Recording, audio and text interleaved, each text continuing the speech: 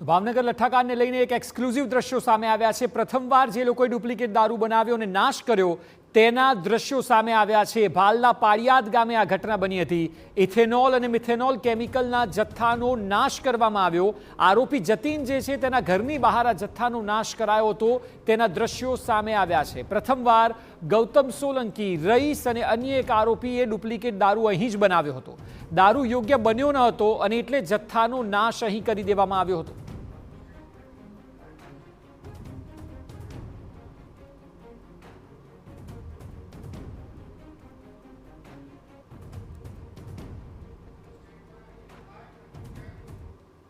આ વિષય પર વધુ માહિતી આપી રહ્યા છે ભાવનગરથી TV9 સંવાદદાતા અજીત ગઢવી। અજીત, જેમ જેમ તપાસ આગળ વધી રહી છે તેમ ચોંકાવનારી બાબતો સામે આવી રહી છે। હવે આરોપી જતીન કે જેના ઘરે પહેલીવાર ડુપ્લિકેટ જથ્થાનો નાશ કરાયો હતો તેના દ્રશ્યો પણ સામે આવી રહ્યા છે। આપ જણાવો કે તપાસ કઈ દિશામાં થઈ રહી છે?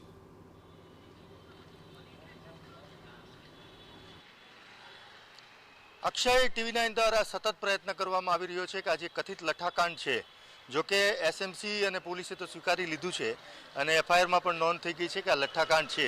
એટલે આ લઠ્ઠાકાંડની અંદર ઝીણામાં ઝીણી વાસ્તવિકતા બહાર આવે તેના માટેના પ્રયત્ન છે અને એના પ્રયત્નોનો જ આ એક ભાગ છે। આપ જોઈ શકો છો કે એક્સક્લુઝિવ દ્રશ્યો ભાવનગરના પાળિયાદના છે। સમગ્ર ઘટનાની વાત કરું તો આ ઘટનાની અંદર મુખ્ય જે સૂત્રધાર છે, માસ્ટર માઇન્ડ જે રહીશ છે, તેણે ભાવનગર આવીને ગૌતમ સોલંકી જે વર્તેજમાં રહે છે, જો કે અત્યારે બંને આરોપીઓ અત્યારે પોલીસની ધરપકડમાં છે, ત્યારે આ બંને લોકોએ અને એક અન્ય વ્યક્તિ દ્વારા વર્તેજ ખાતે જે ગૌતમ સોલંકી રહે છે તેના ઘરે આ ડુપ્લિકેટ દારૂ બનાવવામાં આવ્યો હતો। ઇથેનોલ અને મિથેનોલ જે આવે છે તે મિક્સ કરીને, કેમિકલ કરીને દારૂ બનાવ્યો હતો, પરંતુ જે નરેન્દ્ર યાદવ નામનો વ્યક્તિ છે જે અત્યારે દારૂ પીને મરી ચૂક્યો છે તેના દ્વારા દારૂ બનાવવામાં આવેલ, પરંતુ દારૂ પીધા બન્યા પછી પ્રોપર ન બનતા હવે આ જે જથ્થો છે દારૂ, નકલી દારૂનો, તેનો નાશ ક્યાં કરવો તે સૌથી મોટો સવાલ ઊભો થયો હતો।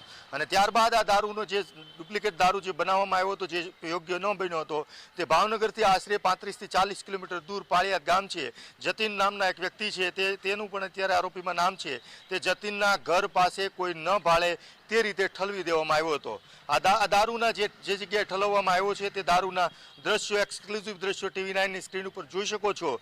અને આ સમગ્ર ઘટનાને પછી ફરીવાર દારૂ બનાવવામાં આવ્યો હતો અને એ દારૂ એ લોકોને એવું થયું હતું કે આ યોગ્ય બની ગયો છે અને 250 બોટલ સપ્લાય થઈ ચૂકી છે।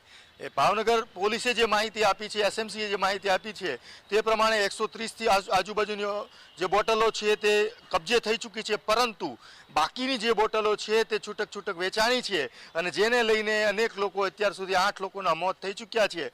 અમારી પાસે જે માહિતી છે તે પ્રમાણે 10 લોકો સુધી મોતનો આંકડો પહોંચી ચૂક્યો છે, પરંતુ જે તંત્ર કહી રહ્યું છે તે પ્રમાણે 8 લોકોના મોત થઈ ચૂક્યા છે તે વાસ્તવિકતા છે। સમગ્ર ઘટનાની અંદર અત્યારે રાજકીય ગરમાવો પણ આવી ચૂક્યો છે। ભાવનગરના સાંસદ, ભાવનગરના ધારાસભ્ય અને કૃષિ મંત્રી એવા જીતુભાઈ વાઘાણી અને ભાવનગરના પ્રભારી એવા કૌશિક વેકરિયા થોડી જ વારમાં ભાવનગર સરટી હોસ્પિટલ ખાતે દર્દીઓ છે તેને મળવા આવે છે। આ સિવાય વાત કરવામાં આવે તો કોંગ્રેસના જિગ્નેશ મેવાણી સહિત કોંગ્રેસના આગેવાનો પણ અત્યારે ભાવનગર સરટી હોસ્પિટલ ખાતે થોડી વારમાં આવવાના છે। આ સમગ્ર ઘટનાની કરુણતા આક્ષેપ કહેવામાં આવે તો કરુણતા એ છે કે ભાવનગરની SP છે તેના દ્વારા કડકમાં કડક એવી છેલ્લા 6 મહિનાથી ભાવનગરની અંદર દારૂ ન મળે તેના પ્રયત્ન કરવામાં આવ્યા હતા, પરંતુ આમ છતાં કોક એવો લૂઝ ફોલ્ટ રહી ગયો જેને લીધે આ કરુણ ઘટના બનવા પામી। અને આ રહીશ સૌથી મોટી ચિંતાનો વિષય તો એ છે, ચોક્કસપણે આરોપીઓ છે તેને ઝડપી પાડવા પોલીસે દિશામાં કામ કરી રહી છે, SMC કામ કરી રહી છે, રાજ્ય સરકારનો હોમ વિભાગનો ટાર્ગેટ છે કે કોઈ પણ પ્રકારે આરોપીને દબોચી લેવા, પરંતુ અક્ષય સૌથી મોટો આમાં લૂઝ ફોલ્ટ અત્યારે જે એંગલ છે દેખાઈ રહી છે તે એ છે, જેણે દારૂ પીધો, માનો કે આપણે જ કાલે એક વ્યક્તિને સાણંદ, ભાવનગરનો વતની હતો નિલેશ નૈયા નામનો વ્યક્તિ, તેણે સાણંદ ચોકડી પાસે 4 વ્યક્તિ સાથે દારૂ પીધો હતો। એ નિલેશ નૈયા અત્યારે સારવાર લઈ રહ્યો છે, પરંતુ તેની સાથે દારૂ પીનાર 3 વ્યક્તિ ક્યાં છે, જીવે છે, મરી ગયા છે, સારવારની જરૂર છે। સરકારે અને જે તપાસ એજન્સીઓ છે તેણે ખાસ કરીને જેમણે દારૂ પીધો છે, જેમની સાથે પીધો છે, જે સારવાર લેવા આવી રહ્યા છે, અમુક લોકો એવા બી રહ્યા છે કે અમારા ઉપર FIR થશે તો અમને પોલીસ મુશ્કેલીમાં મૂકશે. તો આવા લોકોને શોધવાની જરૂર છે. મૃત્યુ આંક ન વધે, રાજ્ય સરકારની, ભાવનગર પોલીસની, તંત્રની જવાબદારી એટલે આપે જે વાત કરી અજીત, તે ખૂબ જ શક્યતાઓ છે, મોટી અક્ષય. બાબત છે, કારણ કે અન્ય લોકોએ જેણે દારૂ પીધો છે, આટલી બધી બોટલો માર્કેટમાં ગઈ છે, તો એ બધા લોકો ક્યાં છે, એમની સ્થિતિ શું છે, એ સૌથી મોટો સવાલ અત્યારે ઊભો થઈ રહ્યો છે. અજીત, આભાર સમગ્ર માહિતી બદલ. તો દારૂ મોટા પ્રમાણમાં બનાવવામાં આવ્યો, આ લોકોએ જે દારૂ પીધો છે તેમાંથી લોકોના મોત થયા છે, પરંતુ બોટલો તો બીજે પણ ગઈ છે. તો એ બધી જગ્યાએ શું સ્થિતિ છે, એ સૌથી મોટી શંકા અને સવાલ અત્યારે ઊભો થઈ રહ્યો છે.